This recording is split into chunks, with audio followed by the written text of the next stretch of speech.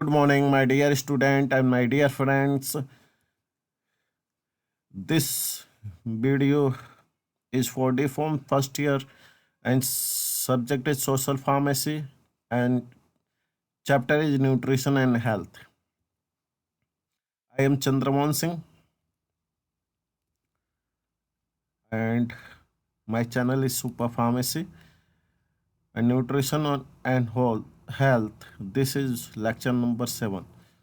Before I give on nutrition and health, I will provide I was provide 6 lecture. In lecture number 7, we covered the topic pesticides, genetically modified food, and dietary supplement. So, let's start. Pesticide. Pesticides are used to control various pests and disease carriers such as mosquito, ticks, rats, and mice. Pesticide क्या है? तो pesticide pesticide और paste word से ही आप clear कर सकते हैं। Paste and side. Paste मतलब क्या होता है? स्मॉल लिविंग ऑर्गेनिज्म होते हैं, यानी छोटे जो जीव होते हैं उसके पेस्ट कहते हैं। एंड साइड मतलब किल, उसको किल करना। जैसे कीड़े मकोड़े को किल करने को ही हम पेस्टिसाइड कहते हैं। तो pesticide are use to control various pest. Pesticide हम यूज करते हैं वायरस कंट्रोल को, वायरस पेस्ट को कंट्रोल करने के लिए, जो डिजीज कैरियर, डिजीज जो बीमारियां पैदा करते हैं, जैसे कि आपका मॉस्किटो है, टिक्स है एंड रैट्स एंड माइस है। Pesticide are use in the agriculture to control weeds insect infections and disease. Pesticide फसलों में, खेतों में भी यूज किया जाता है, खेतों को, फसल को बचाने के लिए, उसको बीमारियों से बचाने के लिए। There are many different type of pesticide, each in meant to be effective against the specific pest. अभी मैं एग्जाम्पल बताऊंगा आपको कौन कौन से पेस्ट होते हैं, उसका कैसे कंट्रोल करते हैं। एल्गीसाइड्स। एल्गीसाइड्स क्या होता है? To kill and slowing the growth of algae. Algae को किल किया जाता है या उसके ग्रोथ को कम किया जाता है, उसको एल्गीसाइड्स कहते हैं। वो भी पेस्टिसाइड में आते हैं। जितने चीज़ें बता रहा हूँ सब पेस्टिसाइड में आते हैं। एंटीमाइक्रोबियल। एंटीमाइक्रोबियल जो होते हैं उसको control to control germs and microbes such as bacteria and virus. Antimicrobial हम लोग यूज करते हैं जर्म्स और माइक्रोब्स से बचाने के लिए, जिसमें जैसे कि जर्म्स या माइक्रोब्स कौन कौन से होते हैं? बैक्टीरिया और वायरस होते हैं।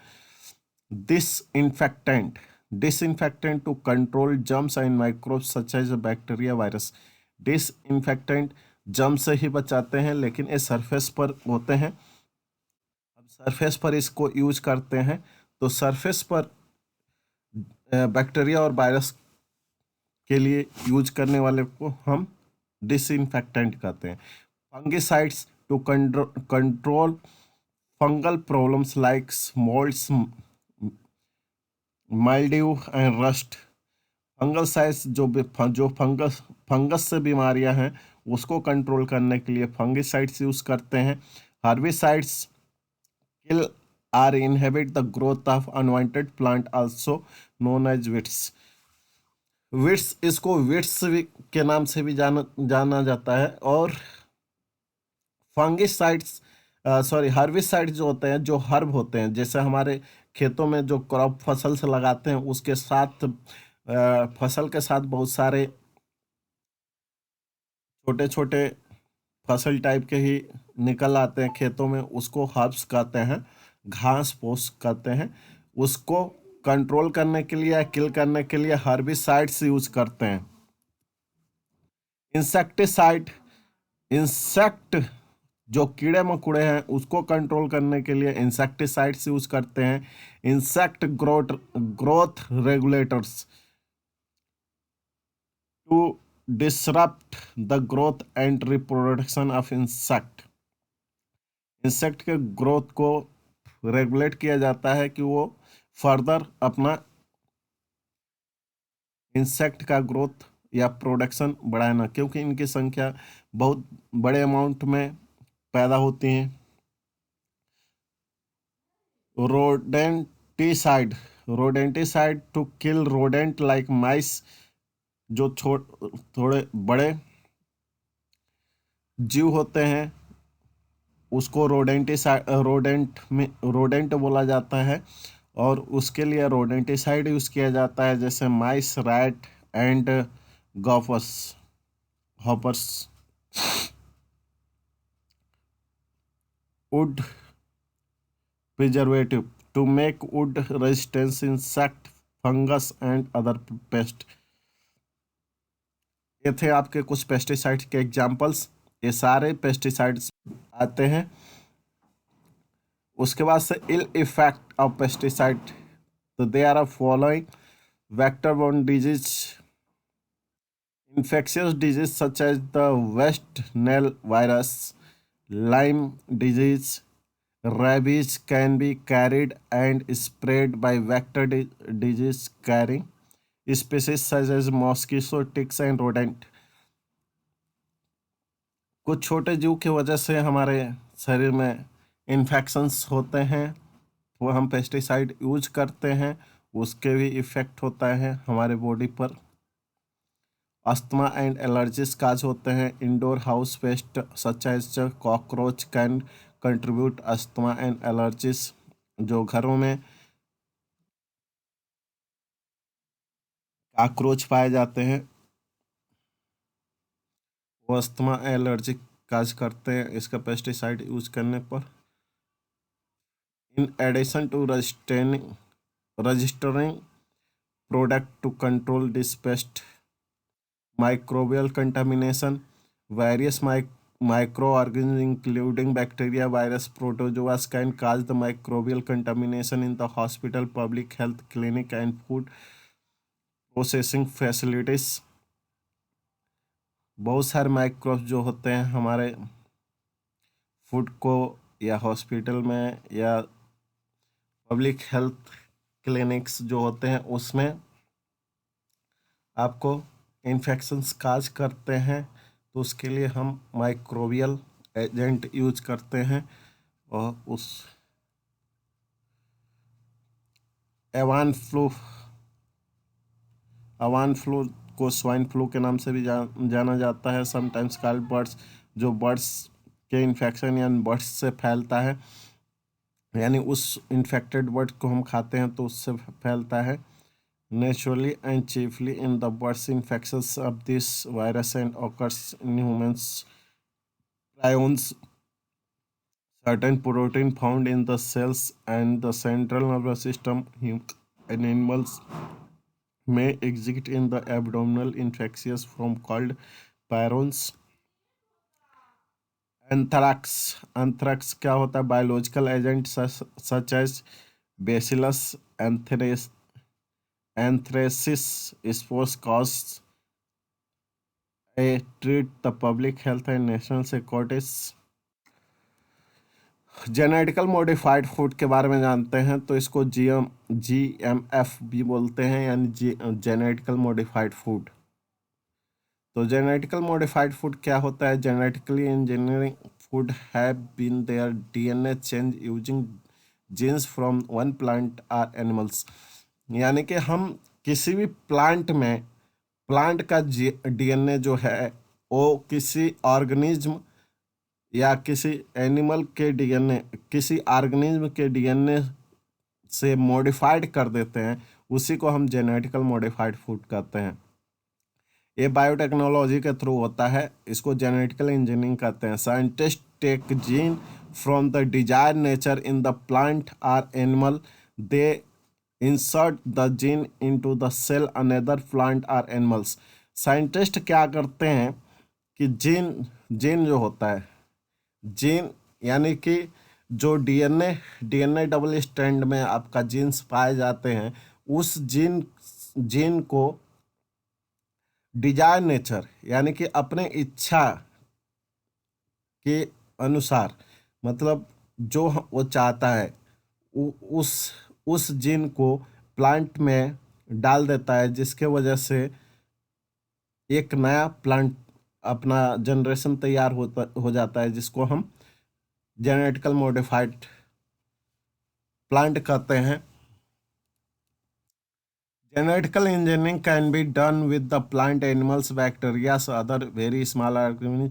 ये किसके द्वारा होता है? एनिमल्स के द्वारा, प्लांट के द्वारा, बैक्टीरिया के द्वारा, या वेरी स्मॉल ऑर्गेनिज्म बहुत छोटे ऑर्गेनिज्म के द्वारा होता है। Genetical engineering allows scientist to move desire genes from the plant animals and other genes can also be moved from one and animal to the plant vice versa. यानी plant से animal, animal से plants में डाले जाते हैं। The technology is often called modern biotechnology, gene technology, sometime also called recombinant DNA technology, genetical engineering. The process to create genetical engineering food is different than selective breeding. Breeding के मतलब आपका प्रजनन होता है यहाँ पर। Most existing genetically modified crops have been developed to improve yield through the introduction of resistance to plant disease and increased tolerance of herbicides. अब इस समय होता क्या है, जैसे कि हम प्लांट लगाते हैं तो उसमें बहुत सारे हर्ब्स आ जाते हैं, बहुत सारी बीमारियां आ जाती हैं, बहुत सारे इंसेक्टिसाइड आते हैं। तो जेनेटिकल मॉडिफाइड फूड में क्या होता है, इससे ये रेजिस्टेंस होते हैं।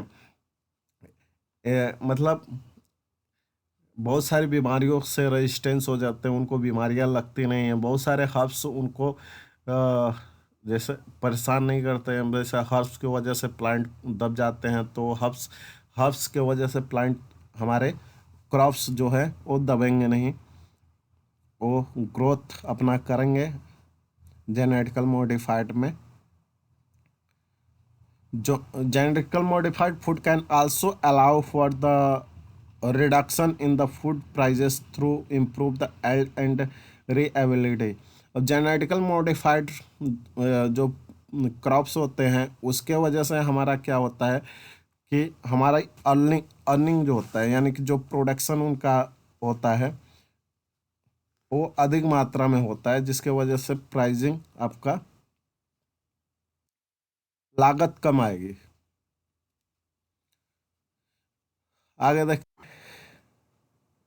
ये देखिए आपका डीएनए है जिसमें जीन, और ये जो स्टेपल कर रहे हैं हम डिजायर्ड जीन को इसमें ऐड कर देंगे तो नया आपका टेक्नोलॉजी के थ्रू नया जीन टेक्नोलॉजी पैदा हो जाएगी। The benefit of genetical engineering includes, क्या बेनिफिट्स है? मोर न्यूट्रिशियस फूड, यानी कि हम अपने इच्छा के हिसाब से प्लांट में न्यूट्रिशन ऐड कर सकते हैं, या जो प्लांट जैसे बहुत सारे विटामिन ऐड कर सकते हैं। अभी अ, कई जगह आपका राइस जो होता है विटामिन ए के सिंथेसिस करता है, और उसमें विटामिन ए पाए जाते हैं चावल में, तो जेनेटिकल मॉडिफाइड की वजह से है। तो इस तरह से बहुत सारे न्यूट्रिशन ऐड कर सकते हैं, यानी कि मोर न्यूट्रिशियस फूड बना सकते हैं।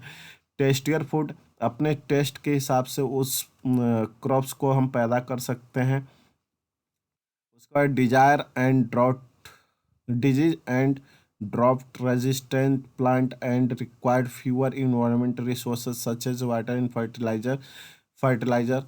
तो हम ये देखते हैं कि बहुत सारे क्रॉप्स जो होते हैं, कभी सूखा पड़ जाता है, ड्रॉट ड्रॉट या कभी बाढ़ आ जाता है, तो उसके वजह से हमारे क्रॉप्स जो होते हैं वो बर्बाद हो जाते हैं, उस फसल खेती खत्म हो जाती है। तो जेनेटिकल मॉडिफाइड में हम क्या करते हैं, इनको उसका रेजिस्टेंस बना देते हैं कि कम आपके वाटर में सूखा जब पड़े तो कम पानी में भी उनका पैदावार अच्छा हो।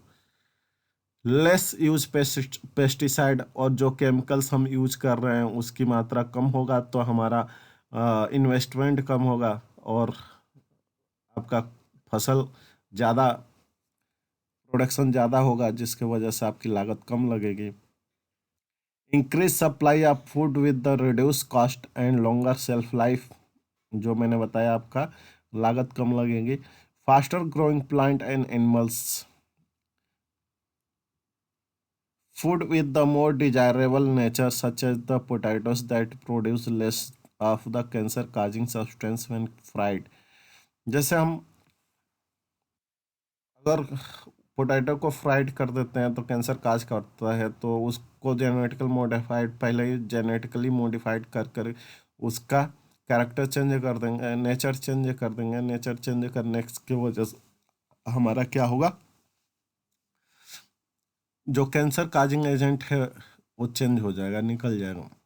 Medicinal foods that could be use as the vaccine and other medicine, बहुत सारे मेडिसिनल फूड्स होते हैं, मेडिसिनल प्लांट होते हैं, उसको हम मॉडिफाइड करके बहुत सारे मेडिसिन और वैक्सीन्स का यूज कर सकते हैं। ए बेनिफिट है। उसके बाद से इल इफेक्ट देखते हैं तो some peoples have expressed concern about the genetical food. कुछ प्रॉब्लम देखे गए हैं जेनेटिकल मॉडिफाइड फूड में। The creation of food that can causes allergy and toxic reaction, जो एक टॉक्सिक रिएक्शन और एलर्जी कॉज होता है। अनएक्सपेक्टेड हार्मफुल जेनेटिकल चेंज, जैसे जेनेटिकल मॉडिफाइड जो होते हैं उनका कोई गारंटी नहीं है कि कितने साल तक होंगे, कितने साल तक आपको सही तरह से प्रोडक्शन देंगे, कब उसमें मॉडिफिकेशन उनके जिन में हो जाएगा कोई नहीं जानता है। जैसे अभी इसके पहले हम लोग दामनी धान बोते थे, तो दामनी धान में कोई दिक्कत नहीं होता था, लेकिन इसमें फंगस यानी पीला रोग पकड़ लिया 10-15 सालों में। तो इस तरह से इनके जीन में कब चेंजेस आ जाएगा कोई नहीं जानता है। इन advancement transfer of genes from one genetically modified plant animals and other plant animals not intended for the genetical modification, food that are less nutritious, and these concerns have thus far been unfounded।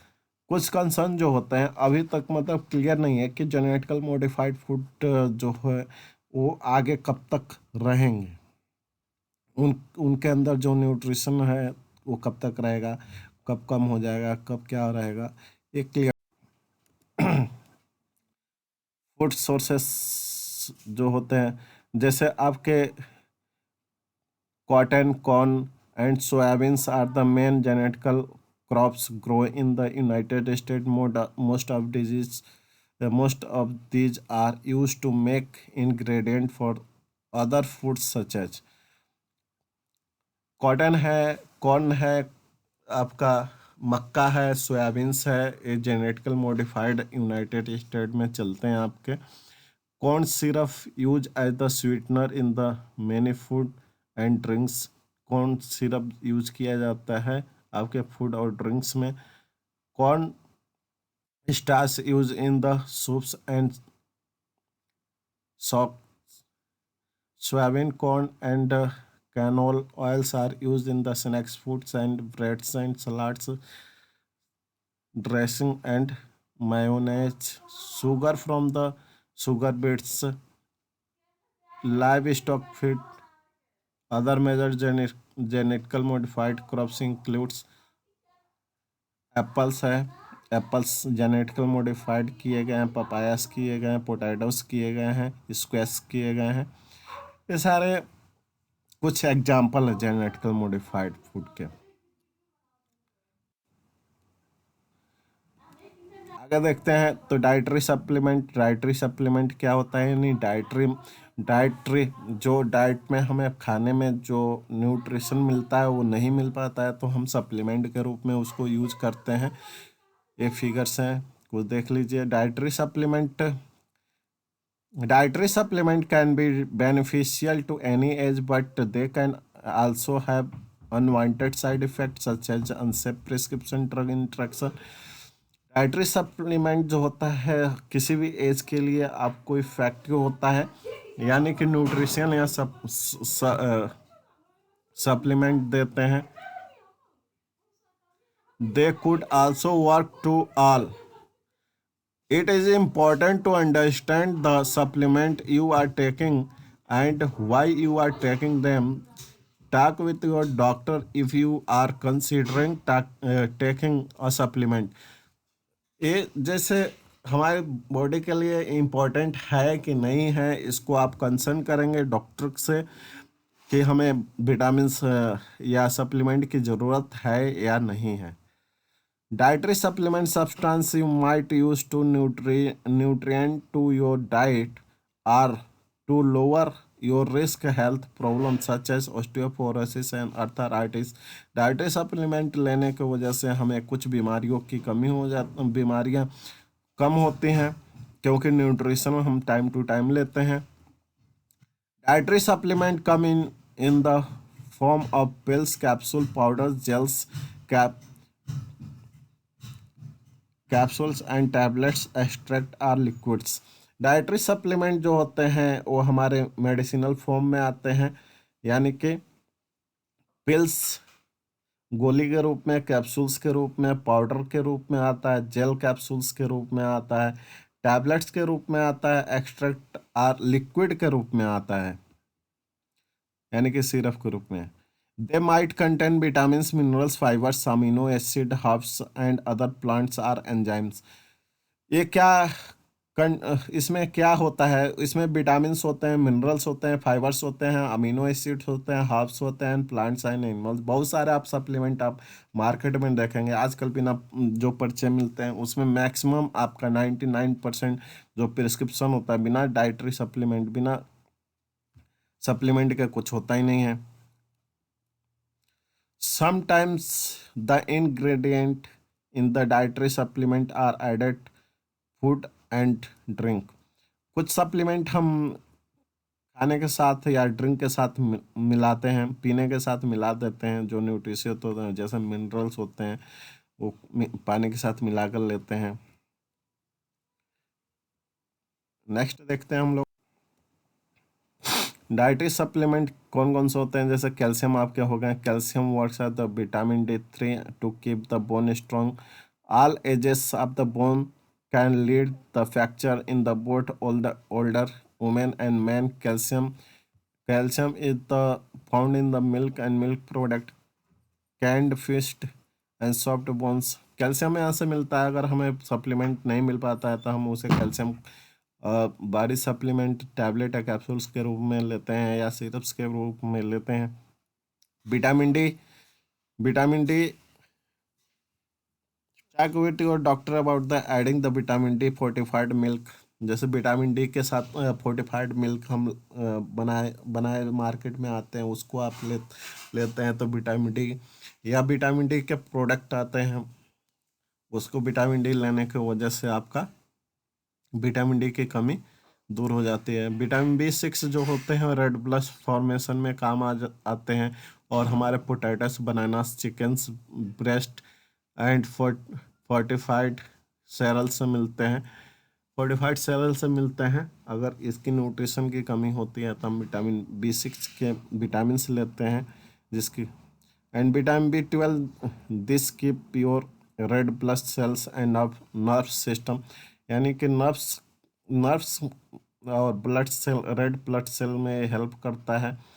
तो older adult need just as much of vitamins B12 and other adults. Someone has trouble absorbing the vitamin naturally found in the food. If you have this problem, your doctor, अगर आपको vitamin B12 की कमी है तो आपका doctor vitamin B12 देता है। बहुत सारे इंजेक्शन्स आते हैं विटामिन B12 के, वो सप्लीमेंट का ही काम करेगा आपका। Vitamin and minerals recommended for the people over 50। बहुत सारे विटामिन्स और मिनरल्स ओवर 50 में क्या रिकमेंडेड है उसको देख लेते हैं। Recommended is vitamin and minerals man and women different age need. For example अलग अलग जैसे मैन के लिए और वुमेन के लिए अलग अलग रिक्वायरमेंट होता है। विटामिन B12 2.4 mcg आपको चाहिए पर डे ओवर 50 में। कैल्शियम आपका चाहिए वुमेन ओवर 50 उनको चाहिए 1200 mg each day per day चाहिए, और मैन के लिए 1000 mg बिटवीन 51 to 70 एज के, and 1200 to after 70 more than 2000 mg per day, यानी 70 के ऊपर चाहिए। विटामिन D 600 इंटरनेशनल यूनिट आयु चाहिए 51 से 70 के एज में। 800 इंटरनेशनल यूनिट चाहिए over 70 but not more than 4000 international unit each day, यानी कि आपका 4000 से ऊपर नहीं लेना है। Vitamin B6 1.7 mg for man के लिए चाहिए, 1.5 mg वुमेन के लिए पर डे चाहिए। Sometimes too much vitamin or minerals can be harmful. अगर बहुत ज़्यादा हम विटामिन और मिनरल्स लेते हैं तो हमारे बॉडी के लिए नुकसान भी करते हैं, इसलिए डॉक्टर के सलाह के हिसाब से आपको विटामिन और मिनरल लेना चाहिए। एंटीऑक्सीडेंट्स जो होते हैं, these are the natural substance in the food that might help protect your from some disease. Here are some common antioxidant that you should be sure to include in your diet. तो ये natural substance है, हमारे खाने से मिलते हैं और हमें बहुत सारी बीमारियों से बचाते हैं। वो बीमारी और कहाँ से मिलते हैं वो देख लेते हैं। खाने में beta carotene found fruits and vegetables that are either dark green या डार्क ऑरेंज से मिलते हैं। सेलेनियम जो होते हैं sea food, livers, meats and grain से मिलते हैं। Vitamin C citrus food, peppers, tomatoes and berries से मिलते हैं। Vitamin E found in wheat grain, nuts, sesame seeds and canola, olive and peanuts oil से मिलता है। Herbal supplement and older adult, कुछ हर्बल सप्लीमेंट आते हैं उसको देख लेते हैं। तो herbal supplement are the dietary supplement that come from the plant. This type of supplement take by mouth and whether it is the capsule, tablet and powder और liquids. Herbal supplement जो होते हैं वो हर्ब्स प्लांट से हमें मिलते हैं, plant से बनाए जाते हैं, और ये सप्लीमेंट हम मुंह के थ्रू लेते हैं, अपने माउथ के थ्रू लेते हैं, यानी ओरल कैविटी के थ्रू लेते हैं उस, और ये आपको टैबलेट, कैप्सूल्स, पाउडर या लिक्विड्स फॉर्म्स में भी आते हैं। A few that you may have heard of are ginkgo biloba, ginseng, echinacea and black cohosh. Ginkgo biloba, ginseng का नाम आपने सुना होगा, ये हर्बल सप्लीमेंट है। बेनिफिट्स क्या हैं हम वो देखते हैं। तो dietary supplement can help your improve maintain your overall health, and supplement can also help you meet your daily requirement of essential nutrient, यानी कि बॉडी को हमारी डेली आवश्यकता होती है न्यूट्रिशन की, इसेंशियल न्यूट्रिएंट की, तो जिसके वजह से आपकी बॉडी का ग्रोथ होता है। तो हम डाइटरी सप्लीमेंट लेते हैं जिसके वजह से हमारा न्यूट्रिशन प्रॉपर रूप से हमें बॉडी में मिल पाता है और हमारे हेल्थ सही हो पाता है। फॉर एग्जांपल के रूप में आपका calcium, vitamin D3 build strong आपके बोन्स बनाने में, and fibre can maintain your bowel regulatory, यानी कि बाउल सिंड्रोम को सही करने में आपका फाइबर्स यूज होते हैं। While the benefits of some supplement well establish, other supplement need more study. Also keep in the mind, supplements should not take the place of the variety of food that are important your health diet.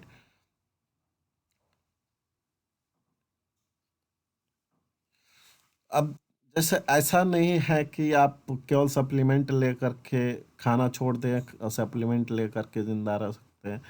तो आपको खाने की भी ज़रूरत है। अगर खाने में आपको न्यूट्रिएंट नहीं मिलता है तो आप सप्लीमेंट उसके साथ ले सकते हैं।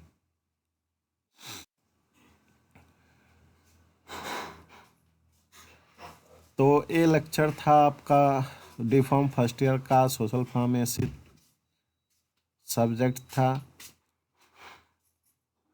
तो यहाँ पर इस लेक्चर को हम एंड अप करते हैं। अगर वीडियो आपको पसंद आ रहा है तो हमारे चैनल को सब्सक्राइब कीजिए, लाइक कीजिए, शेयर कीजिए, कमेंट कीजिए, तो ही आगे वीडियो आपको मिलेगा। तब तक के लिए थैंक यू। नेक्स्ट लेक्चर के लिए जुड़े रहिए सुपर फार्मेसी के थ्रू। जय